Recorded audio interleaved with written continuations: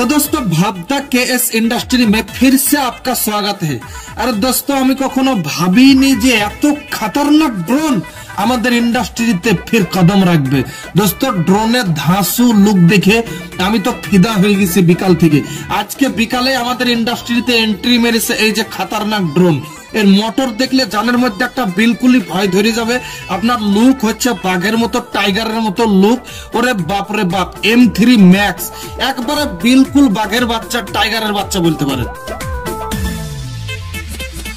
তো জিগরি দোস্ত আমার যারা পরেশান হচ্ছিল যে সেন্সর वाला ড্রোন চাই, তাদের পরেশানি খতম। বিলকুল ডবল ক্যামেরা, ডবল ব্যাটারি, মাথায় যে স্যাটেলাইটের মতো সেন্সর দিয়েছে, কোন রকম ভাবে গাছে পটবাড়ি খাবে না, দেওয়ালে পটবাড়ি খাবে না, নিজের মতো করে একবারে আকাশে রোবটের মতো উড়িয়ে বেড়াবে। তো জ্ঞানী গুণী মান সম্মানী ভিডিও ক্রিয়েটর বর্গদের বক্তব্য হচ্ছে ভাইরাল রিলস জগতে, ভাইরাল শর্ট ফিল্ম জগতে ড্রোন ছাড়া যেন কদম ফেলানোই মুশকিল।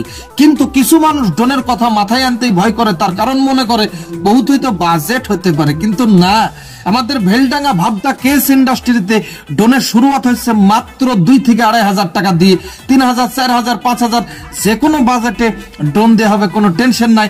আমাদের ইন্ডাস্ট্রিতে মোবাইল তথা ভিডিওগ্রাফির যাবতীয় সরঞ্জাম পাওয়া যায়। থ্যাংক ইউ, ধন্যবাদ।